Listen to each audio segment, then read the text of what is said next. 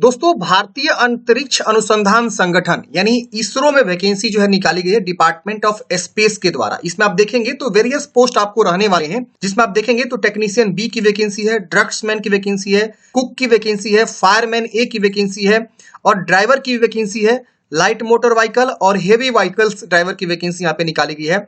तो आप इस भर्ती के लिए फॉर्म को अप्लाई कर सकते हैं। इसके अलावा टेक्निकल असिस्टेंट की भी वैकेंसी है, असिस्टेंट की वैकेंसी है, लाइब्रेरी असिस्टेंट की वैकेंसी यहाँ पे आपको देखने को मिलेगी। तो इसके लिए फ्रेंड्स जो है आवेदन स्टार्ट कर दिए गए हैं। आप देखेंगे तो ये इसका जो है ऑनलाइन का लिंक है जहां से आपको फॉर्म को अप्लाई करना है। 10 फरवरी से लेकर 1 मार्च तक आप फॉर्म को अप्लाई कर सकते हैं। आप किसी भी राज्य से आते हैं तो आप इस वैकेंसी के लिए फॉर्म को अप्लाई कर सकते हैं। भारत सरकार की एक बहुत ही अच्छी ऑर्गेनाइजेशन है इसरो, जो सबको ही पता है चंद्रयान मिशन हुआ, ये सब जो है मिशन करते रहती है। तो इसी के अंतर्गत वैकेंसी यहाँ पे निकाली गई है।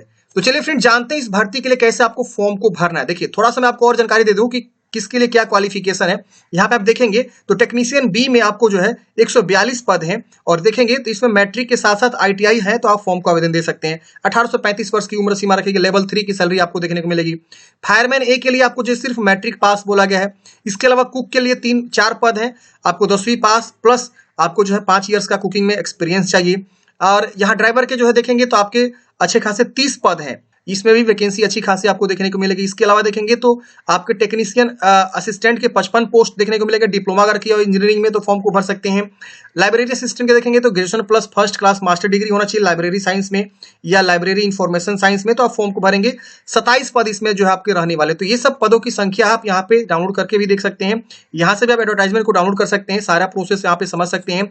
इसमें भी आपको सारी इन्फॉर्मेशन दिया हुआ है। रिटन एग्जाम के बेस पर आपका सिलेक्शन यहाँ पे होता है, तो आप यहाँ पे भी भर्ती को देख सकते हैं और क्वालिफिकेशन वगैरह देख सकते हैं, सैलरी वगैरह भी आप यहाँ पे देख सकते हैं। अब देखिए अलग अलग इन्होंने जो है दे दिया, फीटर में, प्लम्बर में, टर्नर में, कारपेंटर में कितनी वैकेंसी है, मोटर मैकेनिक में, वेल्डर में, ड्रग्समैन में देखेंगे तो कितने तरह की वैकेंसी है। इसके अलावा जो आपका अलग डिसिप्लिन है इसमें आप देखेंगे तो जो डिप्लोमा किए हैं उनके लिए कितनी वैकेंसी है।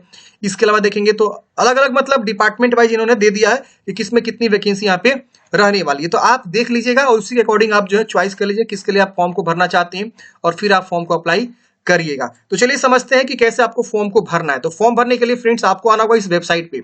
इसका मैंने आपको डायरेक्ट लिंक डिस्क्रिप्शन बॉक्स में प्रोवाइड कर दिया है। dshelpingforever.com की वेबसाइट है, आप यहाँ पे सारी जानकारी को पढ़ सकते हैं। इस भर्ती के बारे में पूरी जानकारी यहाँ पे दिया हुआ है, इंपोर्टेंट डेट, एप्लीकेशन फी वगैरह सब चीज यहाँ पे दिया हुआ है। आप पढ़ लीजिएगा। पढ़ने के बाद से आप नीचे आएंगे तो यहाँ पे आपको अप्लाई लिंक मिलेगा, नोटिफिकेशन का लिंक मिलेगा। अप्लाई लिंक पे क्लिक करेंगे तो आपका ये वाला पेज ओपन हो जाएगा। तो मैंने लिंक आपको डिस्क्रिप्शन बॉक्स में दे दिया, आप क्लिक करके यहाँ पे आ सकती हैं। अब यहाँ पे देखेंगे तो आपको एक लिंक मिलेगा, यहाँ पे link for receipt of online application is ये, तो आप इस पे क्लिक करेंगे, ओके करेंगे। ओके करते हैं आपको दूसरे वेबसाइट पर लेकर जाएगा। यहाँ पे आपको रजिस्टर करना है पहले, और यहाँ से भी एडवर्टाइजमेंट को रीड कर सकते हैं और सारी जानकारी को पढ़ सकते हैं। तो पहले हम यहाँ पे रजिस्टर वाले ऑप्शन पे क्या करेंगे, क्लिक करेंगे। यहाँ पे आपको पहले रजिस्ट्रेशन करना होगा। जैसे हम इस पे क्लिक करेंगे इस तरह से लोडिंग लेगा। प्लीज वेट, हम थोड़ी देर वेट करेंगे।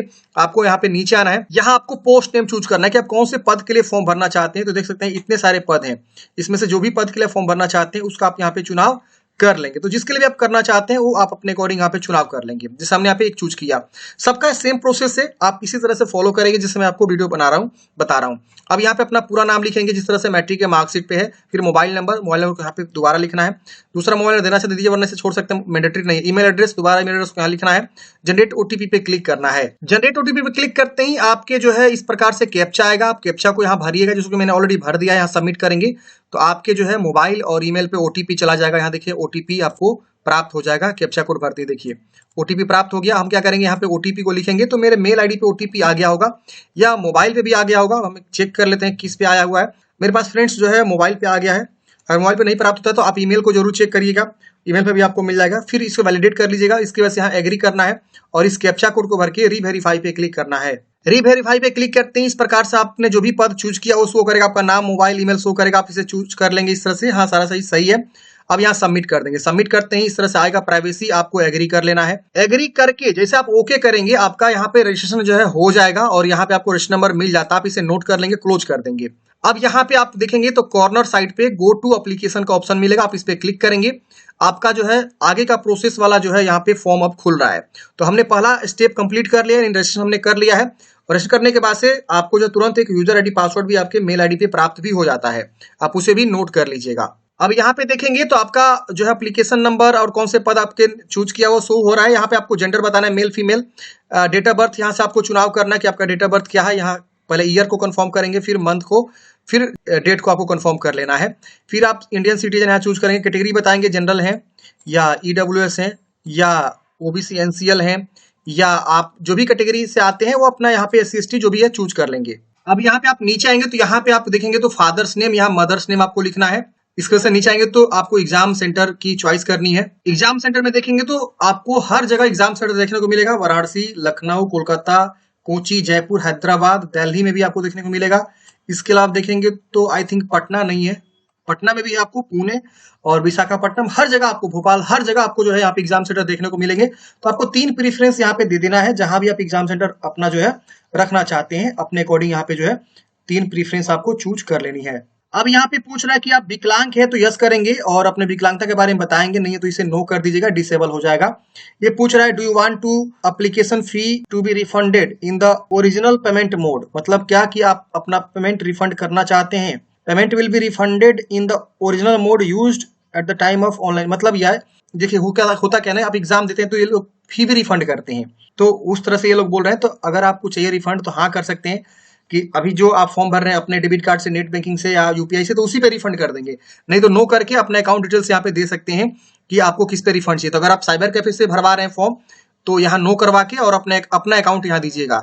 अगर यहाँ पे यस कर देंगे तो फिर उनके अकाउंट में पैसे चले जाएंगे जब ये फी रिफंड होगा। तो ये चीजें होती है। तो आप इसे नो करके और अपना अकाउंट यहाँ पे दे दीजिए कि किसमें आपको रिफंड करवाना है। फिर यहाँ पे एक सर्विस में तो यस करेंगे वरना नो करेंगे।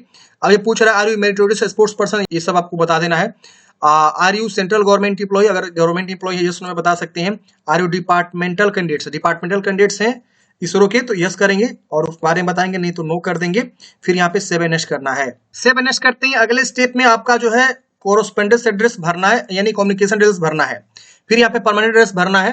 तो पहले आप यहाँ पे पहले ऊपर का एड्रेस को फिल करेंगे, कोरोस्पेंडेंस एड्रेस यानी पत्राचार का पता, यानी प्रेजेंट एड्रेस पूछ रहा है। तो जो भी आपका एड्रेस है प्रॉपर आप 2 लाइन को यूज करते हुए, देखिए लाइन 1 लाइन 2 2 लाइनों को यूज करते हुए आप अच्छे से लिखेंगे। फिर यहाँ कंट्री चूज करेंगे, फिर यहाँ स्टेट चूज करेंगे, फिर यहाँ डिस्ट्रिक्ट आएगा, डिस्ट्रिक्ट चूज करेंगे, फिर यहाँ पे पोस्टल कोड यानी पिन कोड लिखेंगे। अब ये पूछ रहा है कि आपका परमानेंट एड्रेस सेम है कोरोस्पेंडेंस की तरह, इसको टिक करेंगे, सेम नीचे कॉपी हो जाएगा। अलग है तो नो करके अलग अलग आप लिख सकते हैं। बहुत सारे लोगों का प्रेजेंट एड्रेस और परमानेंट एड्रेस अलग अलग होता है, तो इसलिए यहाँ पे 2 बॉक्स दिया हुआ है। अब इसे सेव कर देंगे यहाँ पे और नेक्स्ट कर देंगे। अगले स्टेप में आपको जो एजुकेशनल क्वालिफिकेशन की जानकारी भरनी है। पूछ रहा है कि क्या आपने जो है मैट्रिक जो है कंप्लीट कर लिया, आपको हाँ कर देना है।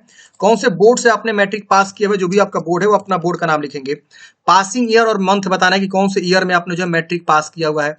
फिर यहाँ पे स्कूल या इंस्टीट्यूट का नाम, तो स्कूल का नाम लिखिएगा। सब्जेक्ट का कॉम्बिनेशन क्या है, तो जो भी आपका कॉम्बिनेशन है, हिंदी है, इंग्लिश है, मैथ है, सोशल साइंस है, संस्कृत है, सारा जो है विषय का नाम लिख दीजिएगा। प्लीज सिलेक्ट द फॉलोइंग, इसमें से कोई आपको सिलेक्ट करना है, तो परसेंटेज होगा या तो सीजीपीए होगा। तो यहाँ चूज करेंगे, मान लीजिए हमने परसेंटेज चूज किया तो मार्क्स ऑब्टेन्ड मान लीजिए 320 मार्क्स का था हमको मिला और 500 का था, तो यहाँ पे इतना परसेंटेज आपका आ जाएगा। अगर सीजीपी है तो सीजीपी चूज करेंगे तो सीजीपी ऑब्टेन्ड और यहाँ पे टोटल कितना का था तो आपका परसेंटेज आ जाएगा। तो ऐसे आपको भरना है। तो सीबीएसई वालों को सीजीपी है वो अपने अकॉर्डिंग यहाँ पे जानकारी को भरेंगे, और जो भी जानकारी भरेंगे मैट्रिक के मार्कशीट के अकॉर्डिंग आप जो है जानकारी को देख के ही भरेंगे। इसके बाद से पूछ रहा है कि क्या आपने आईटीआई कंप्लीट कर लिया है, तो आप यहाँ पे पास चूज करेंगे। स्ट्रीम बताएंगे, यहाँ देखिएगा एनएससी और यहाँ आईटीआई विथ एनटीसी या आईटीआई विथ एनएससी, तो आप जो भी किए हैं अपने अकॉर्डिंग बताएंगे। यहाँ इंस्टीट्यूट का नेम, स्पेशलाइजेशन, फीटर, देखिए जिस भी पद के लिए आप फॉर्म भरेंगे उसके अकॉर्डिंग जो भी क्वालिफिकेशन बोला गया है वो आपको यहाँ पे जो है एसेंशियल क्वालिफिकेशन आपको भरना जरूरी है।